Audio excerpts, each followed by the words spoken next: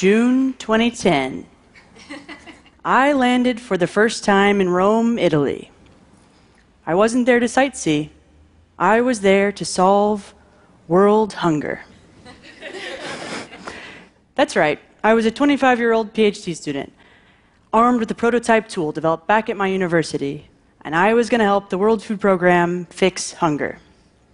So I strode into the headquarters building, and my eyes scanned the row of UN flags, and I smiled as I thought to myself, the engineer is here.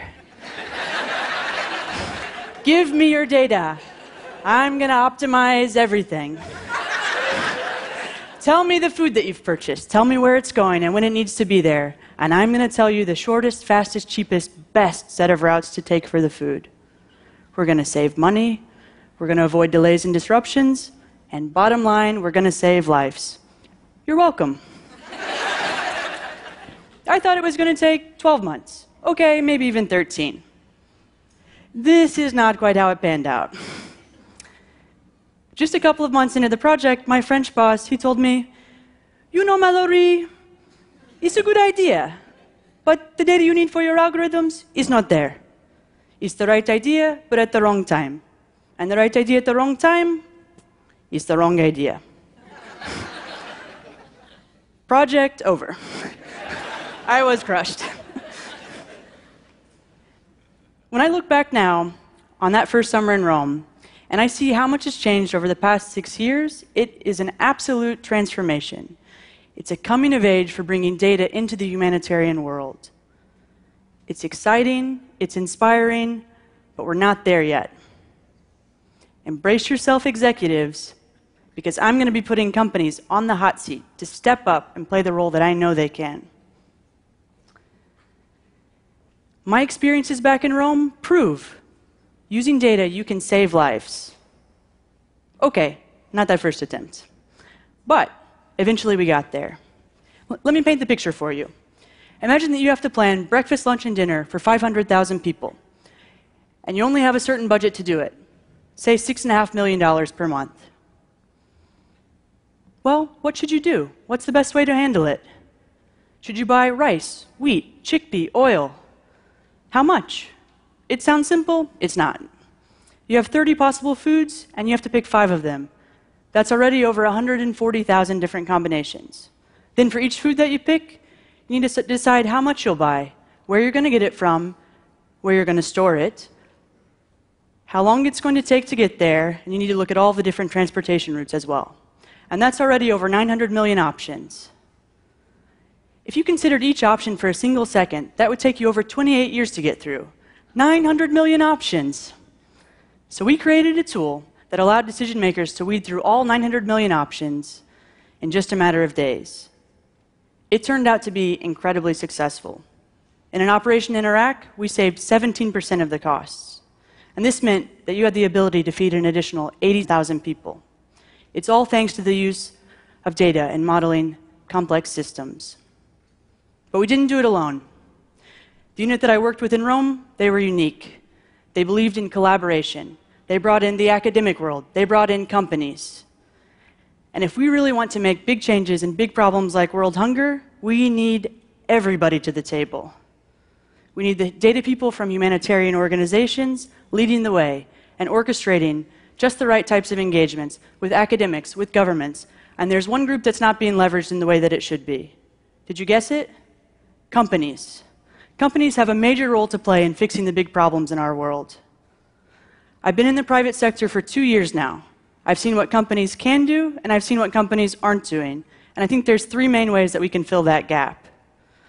By donating data, by donating decision scientists, and by donating technology to gather new sources of data. This is data philanthropy, and it's the future of corporate social responsibility. Bonus, it also makes good business sense. Companies today, they collect mountains of data. So the first thing they can do is start donating that data. Some companies are already doing it. Take, for example, a major telecom company. They opened up their data in Senegal and the Ivory Coast, and researchers discovered that if you look at the patterns and the pings to the cell phone towers, you can see where people are traveling. And that can tell you things like where malaria might spread, and you can make predictions with it. Or take, for example, an innovative satellite company. They opened up their data and donated it. And with that data, you could track how droughts are impacting food production. With that, you can actually trigger aid funding before a crisis can happen. This is a great start. There's important insights just locked away in company data. And yes, you need to be very careful. You need to respect privacy concerns, for example, by anonymizing the data. But even if the floodgates opened up, and even if all companies donated their data to academics, to NGOs, to humanitarian organizations, it wouldn't be enough to harness that full impact of data for humanitarian goals. Why? To unlock insights in data, you need decision scientists. Decision scientists are people like me. They take the data, they clean it up, transform it, and put it into a useful algorithm that's the best choice to address the business need at hand. In the world of humanitarian aid, there are very few decision scientists. Most of them work for companies. So that's the second thing that companies need to do. In addition to donating their data, they need to donate their decision scientists. Now, companies will say, don't take our decision scientists from us. We need every spare second of their time. But there's a way. If a company was going to donate a block of a decision scientist's time, it would actually make more sense to spread out that block of time over a long period, say, for example, 5 years. This might only amount to a couple of hours per month, which a company would hardly miss. But what it enables is really important: long-term partnerships. Long-term partnerships allow you to build relationships, to get to know the data, to really understand it, and to start to understand the needs and challenges that the humanitarian organization is facing. In Rome, at the World Food Program, this took us 5 years to do. 5 years. That first 3 years, okay, that was just what we couldn't solve for. Then there was 2 years after that of refining and implementing the tool, like in the operations in Iraq and other countries. I don't think that's an unrealistic timeline when it comes to using data to make operational changes. It's an investment. It requires patience. But the types of results that can be produced are undeniable. In our case, it was the ability to feed tens of thousands more people. So, we have donating data, we have donating decision scientists, and there's actually a third way that companies can help: donating technology to capture new sources of data. You see, there's a lot of things we just don't have data on. Right now, Syrian refugees are flooding into Greece. And the UN Refugee Agency, they have their hands full. The current system for tracking people is paper and pencil. And what that means is that when a mother and her 5 children walk into the camp, headquarters is essentially blind to this moment. That's all going to change in the next few weeks, thanks to private sector collaboration. There's going to be a new system based on donated package tracking technology from the logistics company that I work for. With this new system, there will be a data trail, so you know exactly the moment when that mother and her children walk into the camp. And even more, you know if she's going to have supplies this month and the next. Information visibility drives efficiency. For companies, using technology to gather important data, it's like bread and butter. They've been doing it for years, and it's led to major operational efficiency improvements. Just try to imagine your favorite beverage company trying to plan their inventory and not knowing how many bottles were on the shelves. It's absurd. Data drives better decisions. Now, if you're representing a company and you're pragmatic and not just idealistic, you might be saying to yourself, okay, this is all great, Mallory, but why should I want to be involved?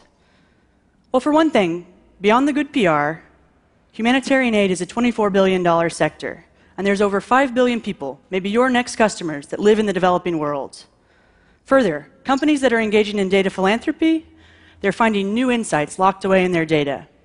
Take, for example, a credit card company that's opened up a center that functions as a hub for academics, for NGOs, and governments, all working together.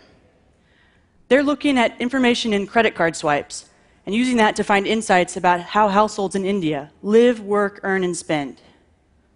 For the humanitarian world, this provides information about how you might bring people out of poverty. But for companies, it's providing insights about your customers and potential customers in India. It's a win all around. Now, for me, what I find exciting about data philanthropy, donating data, donating decision scientists, and donating technology, it's what it means for young professionals like me who are choosing to work at companies. Studies show that the next generation of the workforce care about having their work make a bigger impact. We want to make a difference.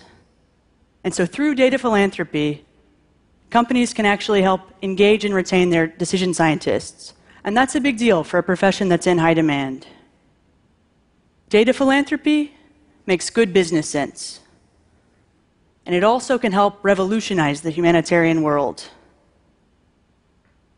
If we coordinated the planning and logistics across all of the major facets of a humanitarian operation, we could feed, clothe, and shelter hundreds of thousands more people. And companies need to step up and play the role that I know they can in bringing about this revolution. You've probably heard of the saying, food for thought. Well, this is literally thought for food. It finally is the right idea at the right time. Très magnifique. Thank you.